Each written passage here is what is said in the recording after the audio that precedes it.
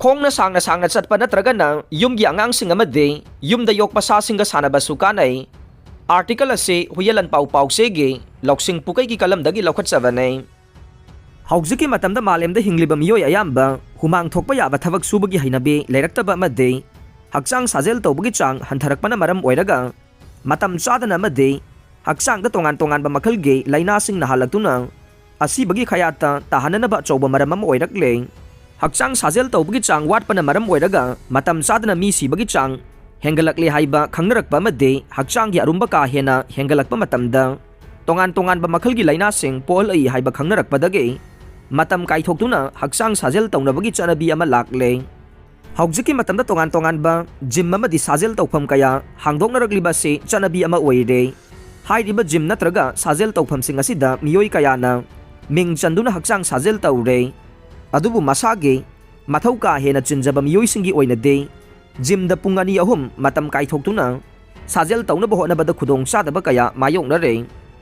अदुबु मसिदा अइखोइना खंजिनबा याबदे gym नत्रगा हक्चांग Sajel तौफमसिंगदा चतुना अइखोइना मतम यामना मांगनद्रबसु युमदा लैबा मतमदा नत्रगा थबक चटपा मतमदा अइखोइना तौबा याबा साजेल कया लै।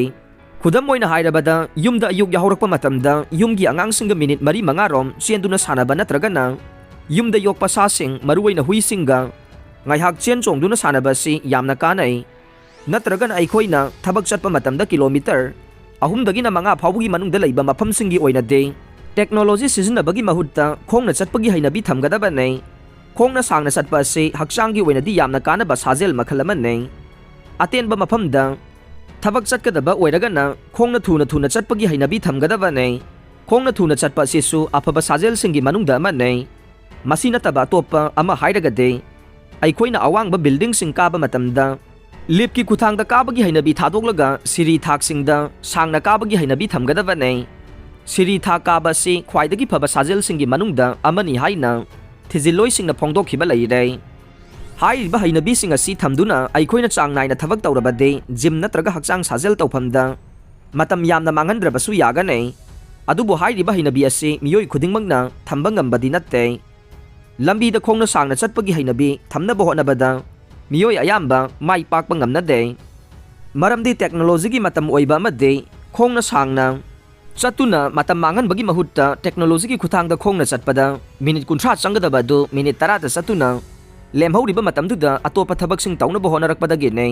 यूके की बायो बैंक स्टडी की रिपोर्ट मतुंगिन्ना खोंगना सांगना चटपगी कानबा येंगननबगीदमक मियोय 15,000 चनीगा 94 रिसर्च चथखे मदुदा सरुक याखिबा पार्टिसिपेंट अयाम्बा हाइबदे चादा 53 नुपीनी अमदे हाइरिबा मियोयसिंग असे चही होंपुदगे होंपुगा 2 फावबुगी मनुंगदा लैबसिंगदा चथखिबने। था 3 मियोयसिंग असे खोंगना सांगना चलहनखे मदुदा मखोइगी हक्चांगदा लाकपा अहोंगबसिंगा था 3 थबक सुदना लैबा मियोय खरगा चांगदमनदुना येंगलुबदा यामना खेनबा थेंगनखे। खोंगना सांगना चटपगे हैनबी लैबा मियोयसिंगी चादा 48 मतम चादना सीबा कैंसर नत्रगा थमोइगी ओइबा लाइनासिंगना नहानदुना सीबगी चांग हंथहल्ले। थिजिलोइसिंगना फोंदोरखिबगी मतुंगिन्ना मालेमगी ओइना लैरिबा लैबाक अयाम्बदे मियोइबना नोंगमदा मिनिट 30 साजेल तौबगी चांग असि यामना नेम्मे। हक्चांग साजेल तौदुना मसा मऊ फना लैनबा होनरिबा मियोय मसिंगदे खरा खक्तने अइखोइना थबक वाना सुरुबा मतमदा वाखलदा तंगदु लैतादबा फावरक्तबा नत्ते अदुबु हक्चांग साजेल चांग नाइना तौबा मियोयसिंगदे वाखलगी ओइबा नुंगाइतबा थौदोकसिंग थोकपगी चांग यामना हंथै हाइरे। आर्टिकल असे रिलायबल सोर्स ता युमफम ओइरगा फोंगबने अदुबु मसिना मेडिकल प्रोफेशनल सिंगी पाउताकी महूट सिन्नबा होनबदी नत्ते।